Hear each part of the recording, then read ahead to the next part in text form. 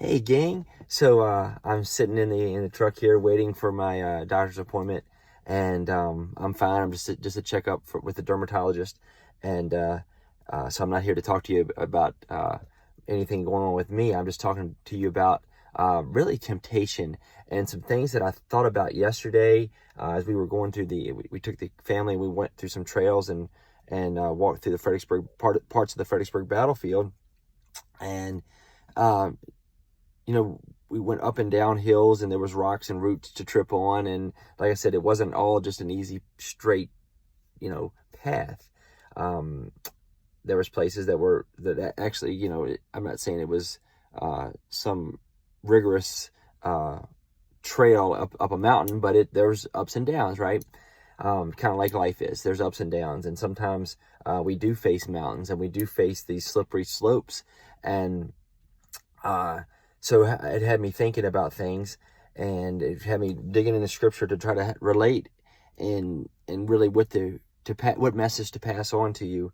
And it's a message that none of us are exempted from, and not even Jesus, and that is temptation. Even Jesus was tempted by the devil over and over again, and he was able to withstand and obey his Father's commands.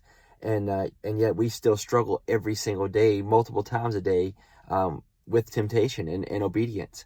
So in 1 Corinthians 10:13, it talks about temptation and how, man, do you really think you're the only one that's ever been tempted? Of course not. And so you're not in this boat alone. You're not in this struggle alone. You're not in this trial, this temptation alone. Other people have faced it as well, or something similar.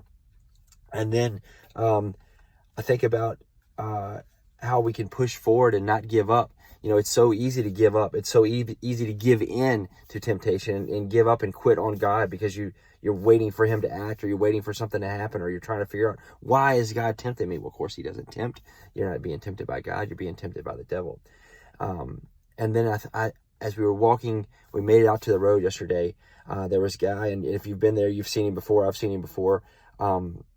And he's going up and down the road, and it's not a flat road. I mean, it's a nice road, but it's not all flat and not all downhill for sure. It's ups and downs and curves.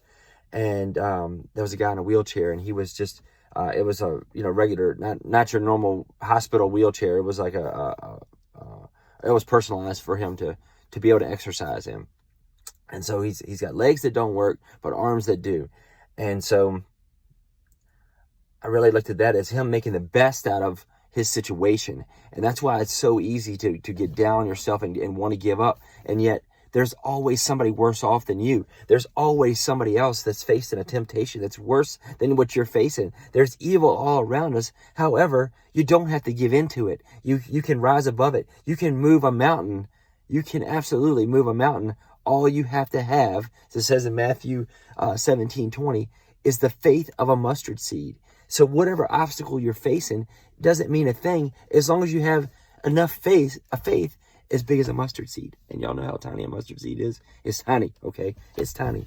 Just have that faith. And I revert back to Galatians 6:9, and where it talks about not giving up, because you will reap. You will reap and harvest what you sow. And if you are pushing through to bless others and not fall to temptation, then you will reap blessings, and God will look out for you at just the right time. You will be rewarded. And I just want to encourage you to seek God's guidance in everything that you do. And when temptation comes around the corner, because it's going to come multiple times today, I guarantee it, turn from that and turn to him. So anyway, have an awesome day, and I will talk to y'all later.